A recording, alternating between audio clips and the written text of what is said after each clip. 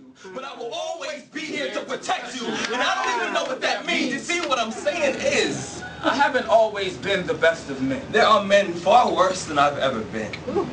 I just want the man you give your heart to love you. The same way I will. If you ever happen to wake up on some random Tuesday, sometime around your 7th birthday, to the sound of Daddy whispering, "I love you" from the hallway, but you know Mommy told you Daddy won't be home till next Friday, baby girl, don't be scared.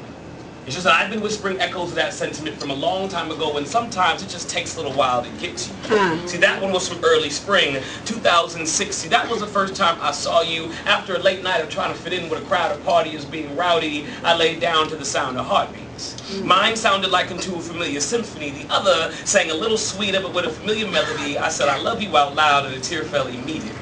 They fell for the next 7 minutes consistently, and the only thing I could utter was, "Who could this be?" Laying next to me, turned slowly, opened one eye, and saw a princess wrapped in golden clothing. The first thing I noticed was how easily you took breaths in. You breathed like peace.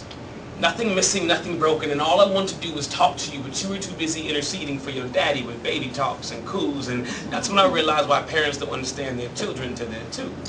Because for the first 2 years they have private, secret conversations with God, and then he releases them to talk to you, and you look a whole lot like your mama too. In this dream I'm having, I don't know who she is yet, but I know you do. But what I do know is that she has to be a witness, armed with testimony of agape and forgiveness to birth a princess like you, and all I want to do is touch you. Afraid to hug you, afraid you might disappear, so I just laid there instead, and I still feel like I know you from somewhere.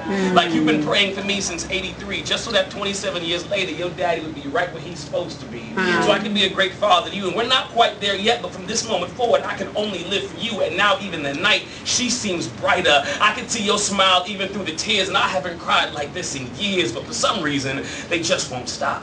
You make every emotion rise to the top. The one I like the most is the determination to give you everything you'll ever need, till you ever have to worry about being is just she. The one I like the least is the fear. I just don't want you to end up in a bad predicament somewhere because your daddy wasn't there. Trust me, I met far too many women ruined because of that very thing, so I'll take you on your first date, buy you your first car, be the first man you ever fall in love with, and during the summers, I'll take you away. Just kind of point to the map, tell daddy what you want to see, and just so we can give your mommy a little more alone time, I'll try my best to do your hair every weekend till you're 13. Until you look at me and say, "It's okay, Daddy, just give me the gesture." I mean, really, how hard can it be? All we need is me, you, a hot coal, some hair grease, and some string.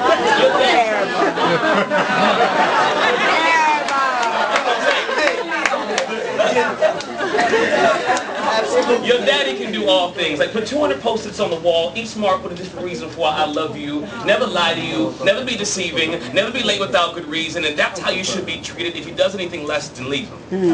If he ever stutters when you ask him where he's been, don't believe him. And if he ever puts his hands on you, don't say shit, just smile pretty, tell him something you got something you want him to see, and bring his ass to me. That's right. Yes, by then, hopefully your daddy will be saved, but that just means I'll have to have a jail ministry.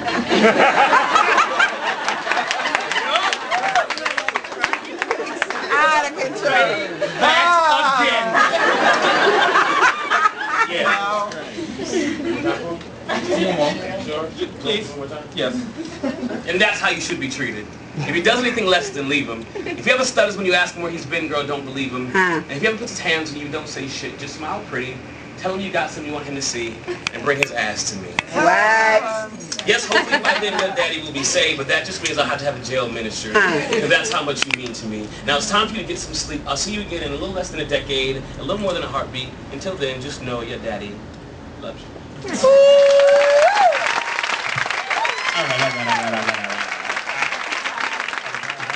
All right, so what we gonna do here, we gonna break up the monotony a little bit. Is that what we're doing? Yeah, we're gonna break it up a little bit.